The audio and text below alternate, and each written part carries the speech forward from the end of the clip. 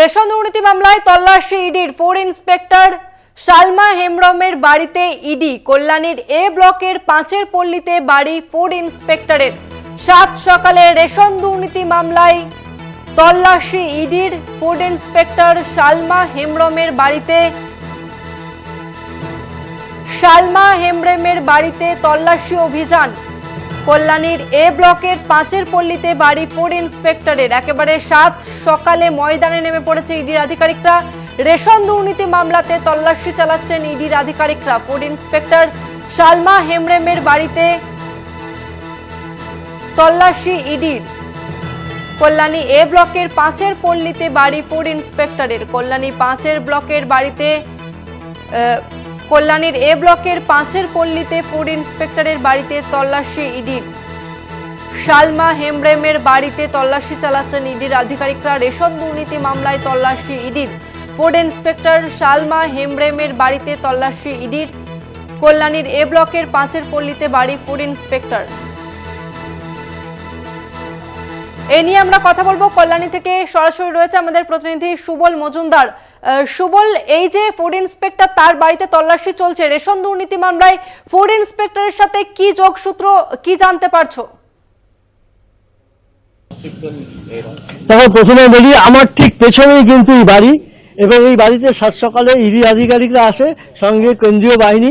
তারা বাড়ির সামনে পুরো কেন্দ্রীয় বাহিনী, কিন্তু ভেতরে কেন্দ্রীয় বাহিনীটা বাইরে রয়েছে এবং ইডি আধিকারিকরা ভেতরে ঢুকেছেন।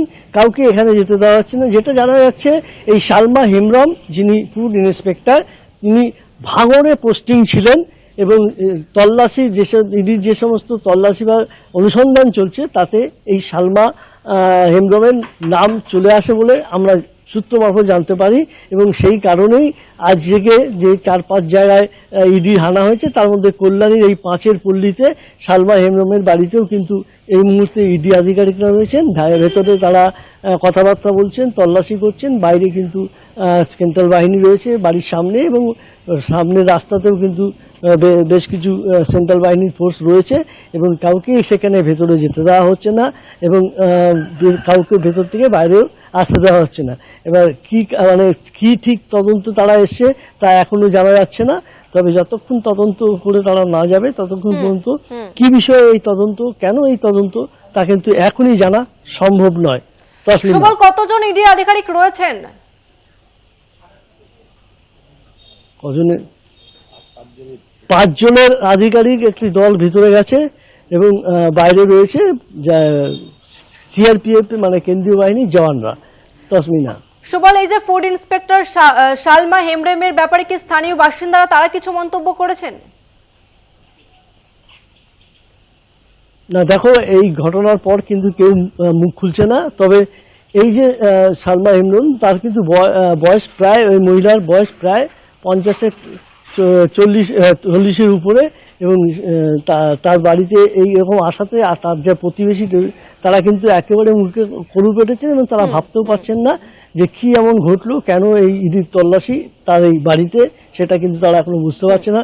তবে কোনো যারা এখানকার স্থানীয় মানে তার প্রতিবেশী, তারা কিন্তু এ ব্যাপারে কোনো মুখ খুলতে চাইছেন না। একেবারে সুবল, তুমি নজর রাখো। আপাতত ধন্যবাদ তোমাকে। আপনাদের আরো একবার বলবো, রেশন দুর্নীতি মামলায় তল্লাশি ইডির। 4 ইন্সপেক্টর সালমা হেমব্রমের বাড়িতে তল্লাশি চালাচ্ছে ইডির আধিকারিকরা।